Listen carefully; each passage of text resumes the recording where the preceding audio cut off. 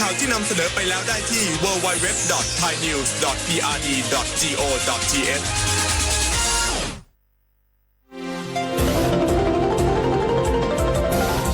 วิทยุแห่งประเทศไทยให้ความรู้คู่ความสุข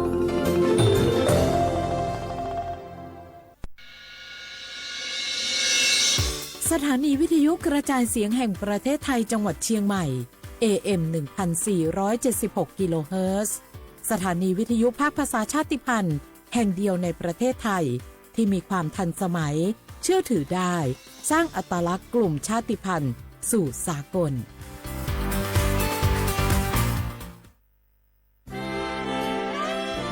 ตลอดประวัติศาสตร์ของชาติไทยพระมหากษัตริย์ไทยทรงเป็นพลังศรัทธาทรงทำนุบำรุงและอุปถัมภ์ศาสนาให้เป็นหลักยึดเหนี่ยวจิตใจของประชาชนเป็นแนวทางในการดำเนินชีวิตด้วยความดีงามศาสนาสอนให้คนไทยรู้จักคุณธรรมความดีและความสามัคคีช่วยประคองจิตใจในยามทุกข์เสริมพลังใจในยามเผชิญอุปสรรคเป็นรากฐานสำคัญของสังคมด้วยพระบารมีแห่งพระมหากษัตริย์และศาสนาอันเป็นที่พึ่งทางใจคือพลังศรัทธาที่ล้อมรวมคนไทยทั้งชาติสู่ความมั่นคงสงบสุขและยั่งยืนตลอดไปร่วมเสริมสร้างความรักในสถาบันหลักของชาติโดยสำนักงานประชาสัมพันธ์ที่ 3 กรมประชาสัมพันธ์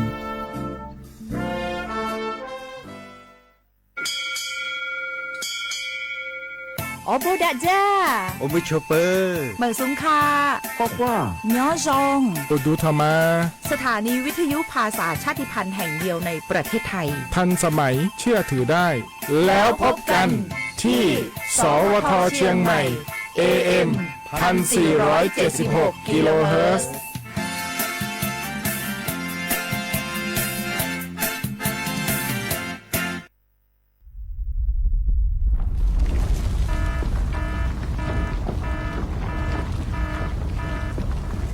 ดูสิรู้สึกสั่นๆพ่อปู่กำลังจะประทับร่างแล้วว้ายสั่นขนาดนี้เข้าแล้วแน่ๆสาธุเข้าอะไรล่ะแผ่นดินไหวพวกเอ็งมุดลงมาหาที่กำบังใต้โต๊ะนี่เร็วอย่าเพิ่งวิ่งออกไปข้างนอกของจะหล่นใส่หัวเอ้าแล้วตอนสั่นแรกๆทำไมท่านยังนั่งนิ่งเหรอครับตอนแรกมันสั่นระดับเบาแค่ให้เฝ้าระวังแต่สั่นแรงขนาดนี้ต้องหมอบป้องเกาะหาที่หลบกำบังที่แข็งแรงพวกเอ็งต้องรู้จักประเมินสถานการณ์ภัยบ้างประเมินภัยเป็นปฏิบัติตัวถูกรับมือได้ทุกวิกฤตสำนักงานประชาสัมพันธ์ที่ 3 กรมประชาสัมพันธ์นี่พวกเราเห็นเขาฮิตบุหรี่ไฟฟ้ากันอ่ะสูบแล้วมันดูเท่ด้วยเอาสักปื๊ดไหมไม่ดีหรอกมั้งไม่ดีหรอกเท่แค่ไหนก็ไม่คุ้มหรอกนะรู้ไหมมันทำให้ติดนิโคตินเร็วมากแต่เขาบอกว่ามันเป็นแค่ไอ้น้ำมันไม่อันตรายนะไม่จริงเลยบุหรี่ไฟฟ้ามีสารเคมีทำลายปอดเสี่ยงมะเร็งสมองเบลอส่งผลต่อการเรียนแล้วก็อารมณ์แปรปรวนอีกด้วยนะจริงเหรอแล้วมันผิดกฎหมายด้วยไหมล่ะใช่ทั้งซื้อขายและครอบครองมีโทษหมดอนาคตไม่มีปุ่มย้อนกลับเลือกให้ดีก่อนชีวิตจะพังงั้นไม่ลองดีกว่าสุขภาพต้องมาก่อนแล้วถูกต้องเลือกชีวิตเลือกอนาคตห่างไกลบุหรี่ไฟฟ้าเจงเพ่บุหรี่ไฟฟ้าอันตรายไม่ปลอดภัยและไม่ใช่ทางเลือกของเยาวชนไทยหยุดคิดสักนิดก่อนชีวิตจะพังด้วยความปรารถนาดีจากสำนักงานประชาสัมพันธ์ที่ 3 กรมประชาสัมพันธ์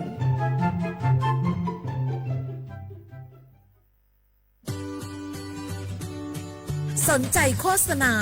ผ่านช่องทางสถานีวิทยุกระจายเสียงแห่งประเทศไทยจังหวัดเชียงใหม่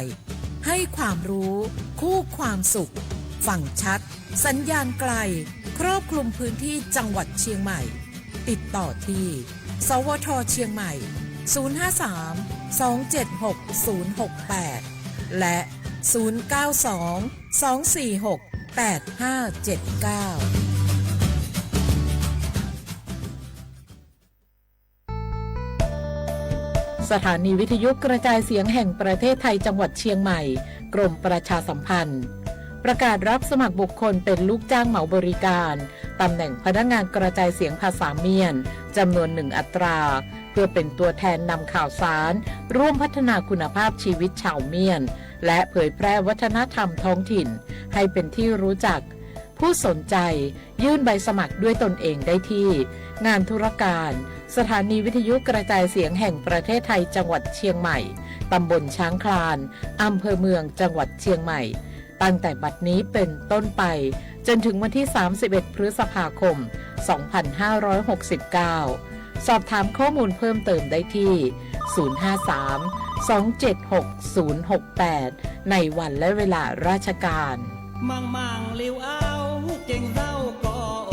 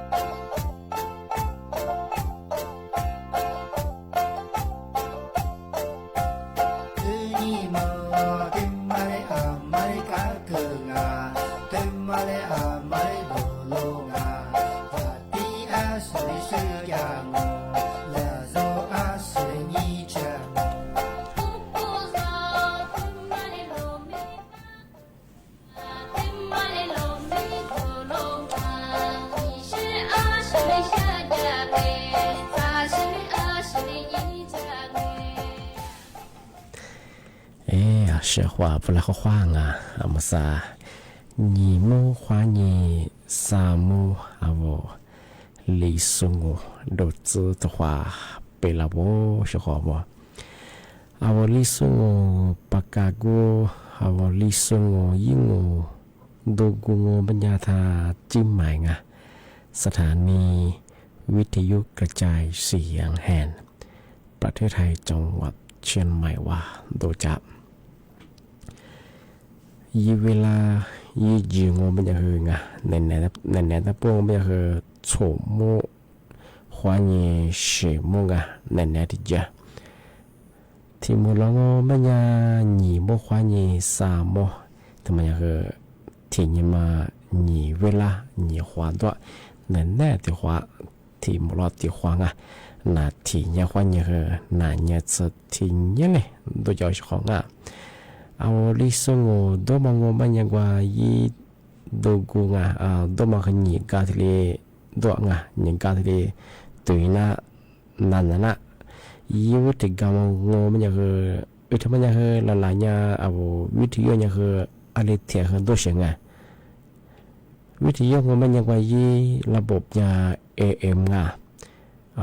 FM มันเฉพาะAM สับเปลี่ยนความมาสับยังว่า FM วิ่งที่เรียนกับเมฆจะไปเข้าความเมืองเอารายการลิซึ่งมันยังไว้ครึ่งเอาไว้ระบบยา AM อาทิตย์นี้ครึ่งความถี่มันยังที่ตัวลี่ยาสิจะชัวจูเนี่ยตัวละเปลี่ยนความว่าเฉพาะโลชื่อจังเป็นยังไงโนมกว่าเอาลิสุงทีเดียนั่นหนาใช่ปะว่าแน่ๆชั่วโมงกว่ายี่สิบโมงที่โมราณยี่โมงกว่ายี่สิบโมงเอาลูกคนนี้เขามาสอนวิทยุคือตัวชอบเอาวิทยุดูเยอะทีเดียนั่นหนาจังอาทิตย์ท้าวระบบไลฟ์สดคือตัวเฟซบุ๊กยังไงยิ่งเผยไปคือสวทจุดเดียเชียงใหม่ AM 1476กิโลเฮิรตซ์ที่โบอย่างคือตัวหลังมาว่ามาเซิร์ชมาว่าติดตามมาว่ากดติดตามถูกใจว่ามีนี่ก็ต่างเจ้าของตัวเชื่อว่าเอารายการลิสงอลิชิดก็ที่ตัวน่ะบางเชื่อว่าที่อะไรแท้แล้วเท่าไหร่ว่าดูย้อนหลังจอนยี่ที่ได้ตัวที่ตัวน่ะมาก็จวบฟิบเนี่ยนี่มีที่ยังก็ไม่ยังเชื่อว่าเอาลิสูบังเป็นยังไงli ha ni zi sa ni shi hua ba ni me ti ni ba ya he a ni ni ye ko ni to ni zi chuo ko a wo he pa la ga a ti ba ma ya a wo tai a bang ma ya he chuo ha he ni me ti ni ba ya heนาทีนี้วันจันทร์ที่6เดือนมิถุนายนพศ2569ที่คมางงว่าชงงานอาทิตย์บ้างมันยังว่าเช้าเขาว่างว่าถึงมาปีมาเองอาทิตย์เสตาเจียนชาชอบว่าเอามาสัญญากรมควบคุมโรคไงนาตะบัวจีสุกาสุตีสุเบลนั่งอาทิตย์นี้กระทรวงสาธารณสุขถึงมาที่เลยเอาเวลาที่เลยปีมาว่าอย่าเธอหนีการงานหลังที่ปีมาจะได้แจ้งเตือนอย่างมาสั่งว่าไม่ใช่ที่มือหาลิซก็ไม่ใช่คือมือถือคือดวงเวลามือเรามือถือเราแต่ก็เราก็คือมือถือแบบสุดแบบว่ามือถือเวลามือแบบเวลามือก็แบบว่ายี่เวลามือยังคือว่ายี่มือว่าอันยังว่าคือตัวยังคือมือถือแบบว่าเวลามือแบบอาชีพว่าคือว่าชอบว่าที่สุดว่ามือถือมือถือว่าไม่ใช่คือจ่าดามาคือโจงจ่ามาดามาคือโจชิวว่าที่เป็นยังเอาอัลมาฟาเชมาเซมาแน่ใจว่าเป็นยังถ้าจ่าถ้าแต่งละว่ากัดจะกันมีเงี้ยหัวมันก็ถ่ายเยอะชิวอันเนี้ยสมองเป็นยังอันเนี้ยเขาอยากที่เลยแบงยังที่เลยจีจามากูเลยเชื่อยังไงที่ก็ที่ว่าก็ไม่ยังที่เลยแบงสิเขาว่ามิชื่ออะไรมากว่าบโลพัดจังว่าเป็นยังเหรอเอาละชัวที่เลยจานน่าตัวที่เลยยากูเลยเชื่อสิยังละชัวที่ชื่อตัวสิเขาไงยาแบบมันยังเหรอความเชื่อไงว่ายี่จะมาคือผิดยาปรุงละหมดสิเขาไงนี่มาที่มังเป็นยังว่าอันนี้มาแบบอันงามแบบว่าที่เธอว่าเป็นความมีชีวิตพัฒนาเป็นยังคือมีชีวิตพัฒนาแบบก็มาคือเอาละชัวคือ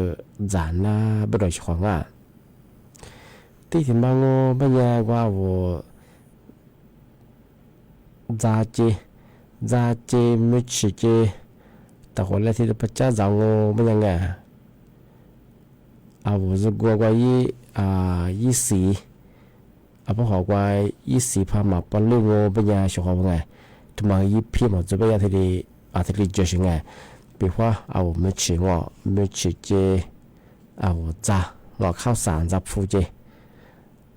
ที่นี่ว่าเอาจะกูเอาที่ช่องเงินมันไง ยี่นี่ก็ตั้งเป็นอย่างเปียข้าวจะก็มายี่สีมาปั้นลูกอ่ะยี่สีเหมือนเราเป็นอย่างพามาปั้นลูกเป็นอย่างเสร็จแล้วว่ามีชิดมายุติของจุบวัวที่ยาที่ริบเชิงกันเพราะยาที่ยามีความเชื่อที่ตัวเชอาทิตย์ที่บุโลมีเชื่ออันนั้นว่าจะเป็นอย่างเอาละโชกุลจานะอันนี้อย่างมีเชื่อแล้วพอจะมากุมภาเอาละโชจานะเป็นยาที่ริบเชิงไงทำไมความเชื่อไงว่าคือผีมังมังปรงเอาที่ถัดยุจาที่หัดตายเยี่ยมเชิงไงปีวันที่ไปเยี่ยมเอาละโชเป็นอย่างเชื่อมาคือมีอาชีพงานที่มีความเสี่ยงงที่ถึงบางมันจะมีชื่อเอามีชื่อว่านี่มีชื่อที่กูยิดูจอมเอาจางมันจะยิดูอะไรฮอตอันตรายมังเอาพาจามังเอาละส่วนละมีอะไรก็เลยมังยิ่งที่บางมันจะ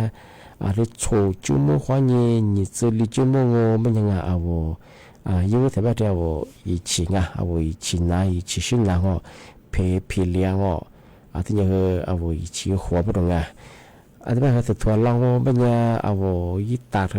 อาศัยยังก็ตัดวายยังไม่ใช่ไงเอายิ่งมาก็ที่นี่เบี้ยจากเอาไว้กูเดียวมาที่จะมาก็เป็นยังเอาไว้ตายมาเขาจะก็ที่นี่น่าใช่ไงอันนี้ที่ชอบที่นี่ยี่นี่ที่นี่เชื่อมาข้อสุดที่นี่กินน้ำปตรงปีขวาเลยกว่ามีชื่อว่านี่เอาพาจะเป็นไงมีชื่อมายึดตัวคือเพราะว่าก็เพราะว่าเนี่ยเมื่อก่อนยิ่งตัวกว่ายิ่งพี่มาก็มีอะไรสักพักเลยบ้างหัวเอาที่ชอบเลี้ยงเชื่อมาที่เกิดนั้นเป็นยังไงมาก็ขึ้นยาจามุจงานที่บ้านของมันจะของงานมีชิดปุ๊บมันจะคือโน้จ่าดาบ้านมังงาโน้มาซื้อมาเนจเยมาฟ้าเชว่ามาจ่าดาซื้อจ่าได้ไปคือมาซื้อไปถ้าจ่าถ้าแค่จ่างอแต่ก็ได้ไปคือกูจิ้มสลับจ่ามาถ้ายิงสุขภาพสุขภาพแต่สมบูรณ์ก็แบบสุขภาพชีวิตก็แบบคือโน้มีความผิดที่จ้าชัวร์มาคือจำโมงมีเชื่อก็แบบคือคือตัวมาสบายที่มาเลยบางมาคือยี่ห้อจางมีเชื่อไม่เชื่อนี่จะเชื่อลงโอ้ไม่รู้ว่ามีเชื่อบางแบบคืออยากที่เลยแจ้งตัวพลังเอาตัวประชาชนมาเป็นว่ามาแน่ใจมาสบายกว่าสุดที่เลยกันนั่นเองทำมาอะไรมีเชื่อที่จะมาคือจันดามังถึงก็ได้ว่าคือถ้าช่วงแบบช่วงเนี่ยสมมติที่แบบบุโลมีชื่อละมาขวดตั้งละมาจับมากุมภามีชื่อมาให้ว่าเราสุดจัดละมาที่เจอเชิงทำไมคือถ่ายเย่ทำไมคือเนี่ยคือยาแบบคือความเชื่อมาคือพิเยเชิงทำไมยาเจอกระทรวงสาธารณสุขที่เนี่ยที่กรมควบคุมโรคอะไรที่จะมาแจ้งตัวฝรั่งที่แบบคือเหมือนฮาริสแบบงัวคือที่ถือว่าปีมาแจ้งตัวยังไม่เนี่ยคือที่ปีมาจังกูที่เนี่ยคือปีมาเอาไม่เชื่อความจะแบบคือไม่เชื่อแบบมาคือจะช่างจะมีสิ่งที่ทำแต่ก็ทำมาแบบคือมาเสื่อมไม่เชื่อมาจะนำมาแบบคือมาคือที่จะมองที่ถึงบางมันยังเอาปีความไม่เชื่อความจะยังมันยังช่วงกูเราหน้าแบบช่วงเอาโดยเฉพาะคนในปัจจุบันมันยังคือถิ่นมาแล้วถ้าจีปัจจุบันมันยังคืออะไรยังคือนิวที่เชื่อที่เลยจีบใช่ไหมเอาโดยเฉพาะปัจจุบันมันยังคือขึ้นยาอันตรายมีความเสี่ยงเอามาเสื่อมจากว่าจะฟูทูโรงอะไรสิกว่าอะไรก็เลยมาเสื่อม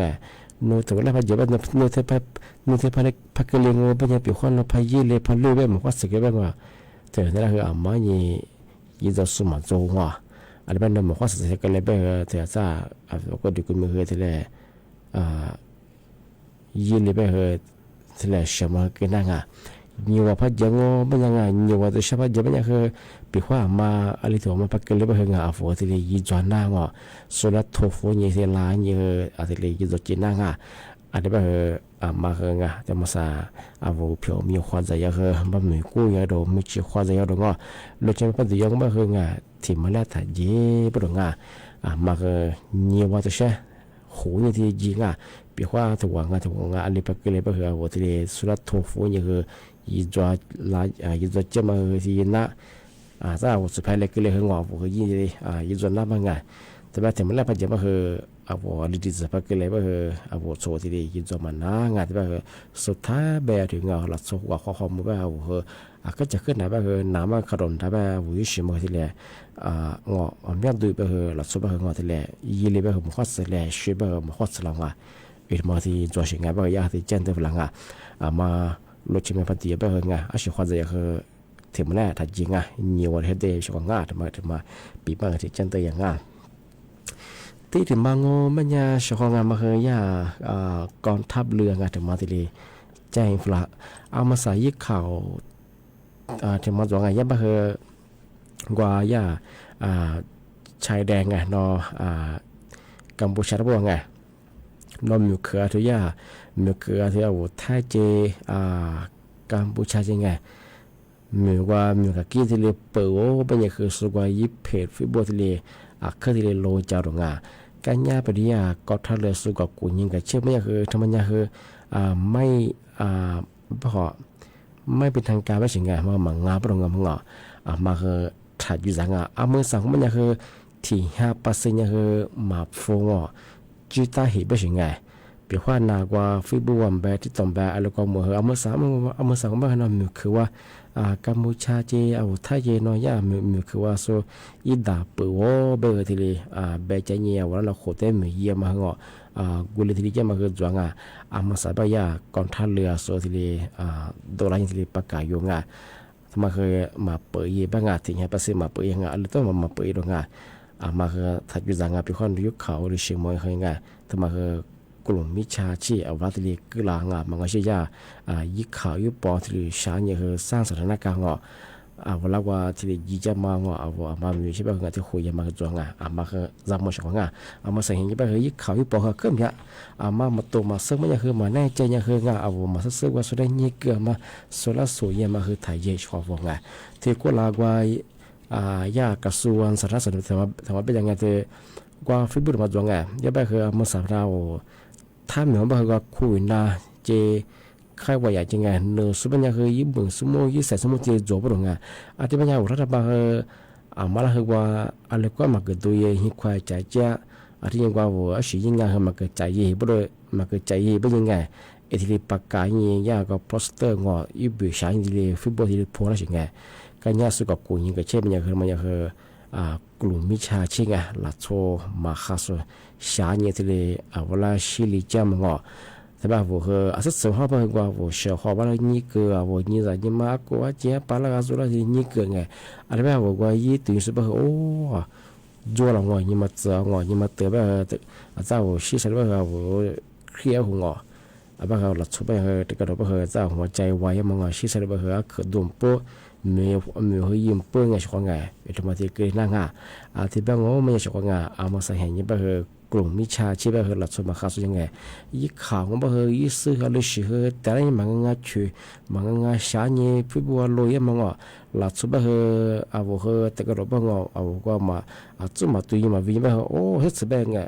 说到所以嘛说的话这时候不个说谢谢哎不个我还可动不了关键不嘛那个嘛个就拉做在库维那路我过来给你了不哎嘛个咱们มาสับทำไมเนี่ยเคยยึดข่าวยึดปองงานมาคือว่าเมชิมาคือเนี่ยละที่ความเสื่อมความสุขที่ได้ประกาศยังไงชอบงานไปในแนวที่ได้ประกาศยังไงมาคือถัดอยู่จากงานปีความที่ชีพาหมูมันยังไงมาใส่เห็นยังไปคือยึดข่าวยึดปองคือยังไงมาคือแต่กับกุนี้กับเชงชอบงานจะมาแต่จะมาปีมาเจนเตยช่างงานที่บ้านยังชอบงานมาซานั่นคือหมกว่าตัวว่าเกิดนาชอบงานถ้าหมกว่านั่นนักยาบอกว่าตัวว่าเชื่อว่างานเอาเฉพาะถ้าวิธียุให้นาจาสูงที่เท่าไล่สวดตีสุดละคือขวางอะไรบ้างคือนั่นคืองหมกว่าจุ้ยนี่จุ้ยเงินนาง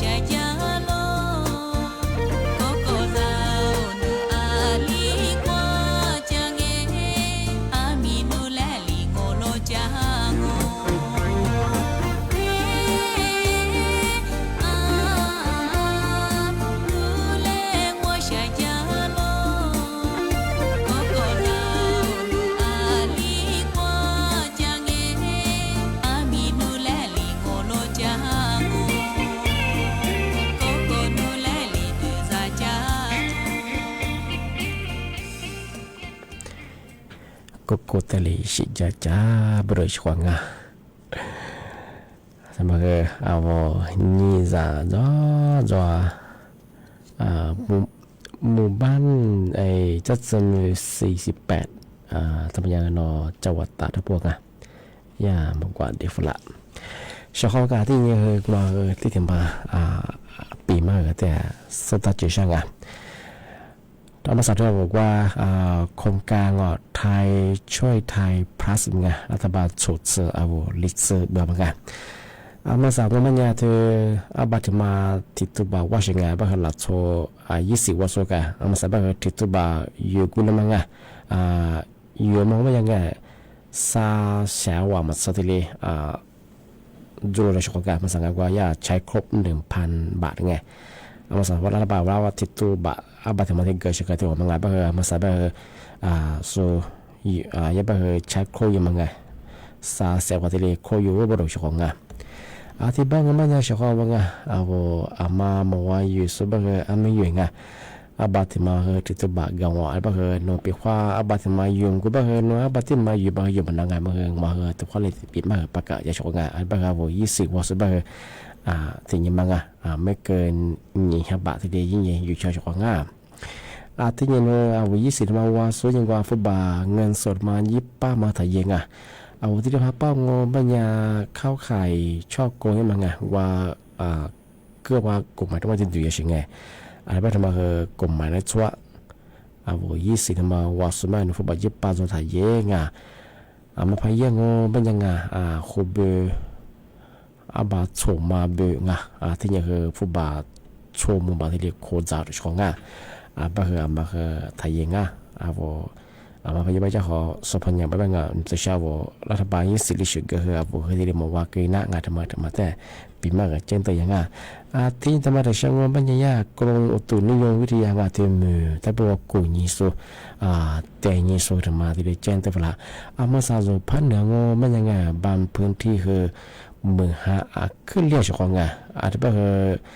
มาเรียวว่าอยู่บ้านจ่าส่งลูกคนละมีเคยมีจ่าส่ง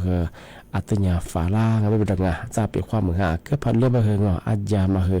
นวัดอยู่บ้านคนนี้จะอย่างเราบางว่าสัตว์จะมาบ้างคือน้ำถ้วยมากินนั่งอาจจะมาที่นี่คือเราไปฉีกว่าอย่างมึงมาคือที่เนี่ยฝาละจำมันบ้างวันที่วันเดียวมีจ่าส่งปัสสาวะจ่าส่งที่เรื่องเป็นความเหมือนก็พันเรื่องมาคือจังหวะที่เกิดต้นมาคือเหมือนลีกันเนี่ยบ้างคืออาจจะมาช่วยบ้างคือโลหะกู้ซาเฉยๆบ้างคือมาอะไรตัวเยอะว่าแต่เรามาละวันยังของงานมาอยากเช่นที่ฝรั่งที่เนี่ยเหมือนก็พันเรื่องมันยังมีให้เราหาบอกว่าอีสมอจะมาถ่ายยังมากันเนี่ยอันตรายจะมีก็อยู่เหมือนลีมุกว่าเปลี่ยนมันยังเจ้าเราเคยอะไรกินน่าชิงมาคือเรามาละวันยังมาใส่บ้างคือมาหาลิซที่เราบ้างคือ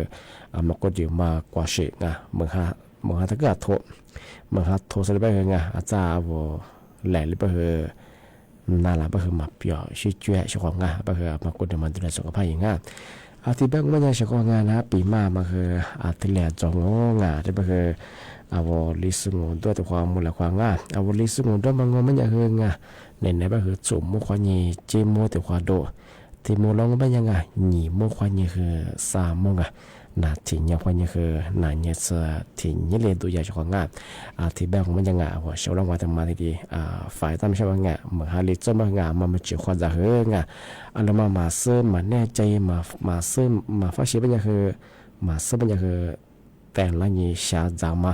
สุราวุจามาถ่ายยังมาสามีชิงบ้างคือจางเนี่ยคือชาเลเชื่อมาคือกินนั่งปีความว่ายิ่งตัวคือวันนี้บ้างแต่มาจามาช่วยที่ยังคือมา20ที่ไทยช่วยไทยบ้างว่าส่งบ้างคือผู้บางเงินสดบ้างผู้บาง20 บาทส่งมาถ่ายยังมาป้ายบ้างเขาบิวบัตรส่งบ้างผู้บางคือช่วงบัตรเสียโคจ่าพวกนั้นมาคือจำมองถ่ายเยอะช่วยเป็นความพยายามจะทำตัวเชื่อรัฐบาล20ลิชิกคือนู่นคือมาวางนู่นถูกตัดยังที่จะบ้างก็ไม่ยังมาสัญญากลงอุตุใบช่วยพันบ้างหลายพื้นที่ เมืองฮาคือเรียบงาเอาเฉพาะมาคือด้วยแล้วก็เจองาอัตยาจำงาเที่ยวโลชิสบงาโลชิก็มาคือตาเนี่ยชิเฉพาะงาเมืองฮาลิบคือจะกุศลงา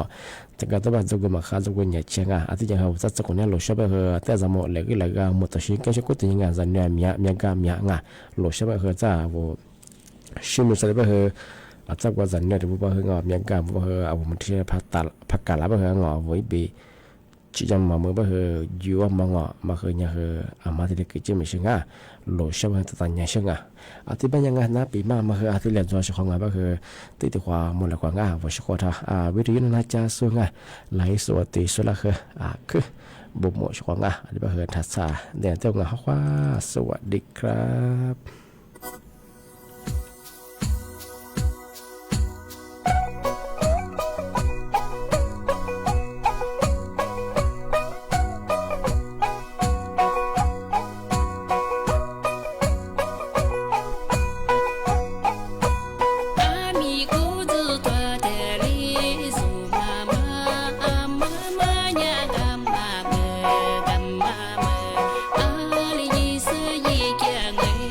ก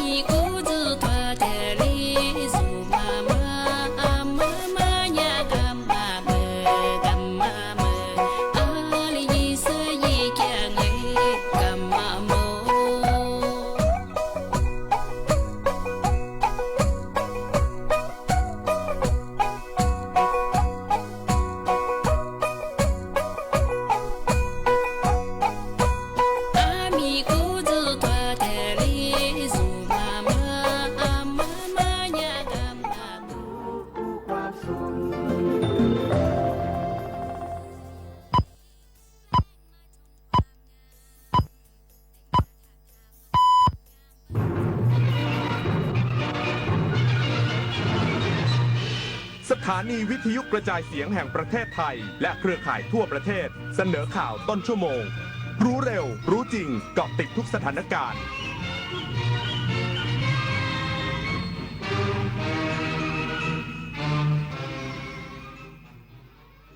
รับฟังข่าวต้นชั่วโมง 15 นาฬิกากับพฤทธิ์แก้วพิบูลครับนายกรัฐมนตรีและภริยาวางพวงมาลาอนุสาวรีย์วีรชนและผู้เสียสละบักเซินรวมถึงสุสานโฮจิมินห์ในโอกาสเดินทางเยือนเวียดนามอย่างเป็นทางการอีกสักครู่กลับมาติดตามรายละเอียดครับ เนื่องในโอกาสฉลองพระชนมายุ 99 พรรษา สมเด็จพระอริยวงศาคตญาณ สมเด็จพระสังฆราชสกลมหาสังฆปรินายก 26 มิถุนายน 2569 รัฐบาลจัดกิจกรรมสำคัญประกอบด้วยโครงการบรรพชาอุปสมบทถวายพระกุศล 13-29 มิถุนายน เชิญร่วมชมนิทรรศการเฉลิมพระเกียรติเวทีเสวนาและกิจกรรมศิลปวัฒนธรรมไทย ณ วัดราชบพิตรสถิตมหาสีมารามอาเซียนของเราก้าวไกลกว่าที่เคยจากการค้าการท่องเที่ยวเทคโนโลยีสู่ความร่วมมือของผู้คนทั้งภูมิภาคประเทศไทยพร้อมเดินหน้าเชื่อมโยงเศรษฐกิจวัฒนธรรมและมิตรภาพกับประเทศสมาชิกอาเซียนอย่างสร้างสรรค์เพราะอาเซียนไม่ใช่แค่เพื่อนบ้านแต่คือพลังแห่งอนาคตร่วมกันร่วมเรียนรู้พัฒนาและเติบโตไปด้วยกันในประชาคมอาเซียนอาเซียนของเราก้าวไกลกว่าที่เคยจากการค้าการท่องเที่ยวเทคโนโลยีสู่ความร่วมมือของผู้คนทั้งภูมิภาคประเทศไทยพร้อมเดินหน้าเชื่อมโยงเศรษฐกิจวัฒนธรรมและมิตรภาพกับประเทศสมาชิกอาเซียนอย่างสร้างสรรค์เพราะอาเซียนไม่ใช่แค่เพื่อนบ้านแต่คือพลังแห่งอนาคตร่วมกันร่วมเรียนรู้พัฒนาและเติบโตไปด้วยกันในประชาคมอาเซียนถนนดนตรีไลฟ์เดือนมิถุนายนจุดพักของนักเดินทาง78ปีหงาคาราวานพร้อมด้วยวงคาราวานน้อยและดวงดาวเดียวดายในถนนดนตรีไลฟ์วันศุกร์ที่ 26 มิถุนายน 2569 เวลา 18 นาฬิกาเป็นต้นไปณห้องออดิทอเรียมอาคารปฏิบัติการสื่อใหม่สถานีวิทยุกระจายเสียงแห่งประเทศไทยถนนวิภาวดีรังสิตดินแดงติดต่อเข้าชมโดยไม่เสียค่าใช้จ่ายได้ที่ Facebook ถนนดนตรีเรายังเป็นนักเดินทางนายกรัฐมนตรีและภริยาวางพวงมาลาอนุสาวรีย์วีรชนและผู้เสียสละบักเซินรวมถึงสุสานโฮจิมินห์ในโอกาสเดินทางเยือนสาธารณรัฐสังคมนิยมเวียดนามอย่างเป็นทางการสะท้อนความสัมพันธ์อันใกล้ชิดและความร่วมมือที่แน่นแฟ้นของทั้งสองประเทศนายอนุทินชาญวีรกูลนายกรัฐมนตรีและรัฐมนตรีว่าการกระทรวงมหาดไทยพร้อมด้วยภริยาร่วมพิธีวางพวงมาลาณอนุสาวรีย์วีรชนและผู้เสียสละบักเซินสาธารณรัฐสังคมนิยมเวียดนามเพื่อรำลึกถึงความเสียสละของประชาชนชาวเวียดนามในการปกป้องเอกราชของชาติจากนั้นได้เดินทางไปยังสุสานโฮจิมินห์ณจตุรัสบาดิงเพื่อวางพวงมาลาและแสดงความเคารพต่อประธานโฮจิมินห์อดีตผู้นำสูงสุดและบิดาแห่งชาติของเวียดนามซึ่งจตุรัสบาดิงแห่งนี้เป็นสถานที่ประวัติศาสตร์ที่ประธานโฮจิมินห์ประกาศเอกราชเมื่อปีพุทธศักราช 2488 ซึ่งการเวียนและร่วมพิธีในครั้งนี้สะท้อนถึงความสัมพันธ์อันใกล้ชิดระหว่างไทยและเวียดนามบนพื้นฐานของความเคารพและให้เกียรติซึ่งกันและกันอันเป็นรากฐานสำคัญของการสร้างความไว้วางใจและยกระดับความร่วมมือแน่นแฟ้นของทั้งสองประเทศในทุกระดับสืบไปศักดิ์สิทธิ์ประดับศิลป์รายงานจากกรุงฮานอยสาธารณรัฐสังคมนิยมเวียดนามรองนายกรัฐมนตรีและรัฐมนตรีว่าการกระทรวงการอุดมศึกษาวิทยาศาสตร์วิจัยและนวัตกรรมลงพื้นที่อุทยานวิทยาศาสตร์ภูมิภาคภาคใต้เน้นย้ำขับเคลื่อนเศรษฐกิจด้วยนวัตกรรมเพื่อสนับสนุนเศรษฐกิจภาคใต้สู่เวทีโลกนายกชนันท์ วงศ์สวัสดิ์รองนายกรัฐมนตรีและรัฐมนตรีว่าการกระทรวงการอุดมศึกษาวิทยาศาสตร์วิจัยและนวัตกรรมลงพื้นที่อุทยานวิทยาศาสตร์ภูมิภาคภาคใต้เพื่อติดตามการขับเคลื่อนนวัตกรรมสู่การพัฒนาเศรษฐกิจภาคใต้ภายใต้โครงการเชื่อมโยงเครือข่ายนวัตกรรม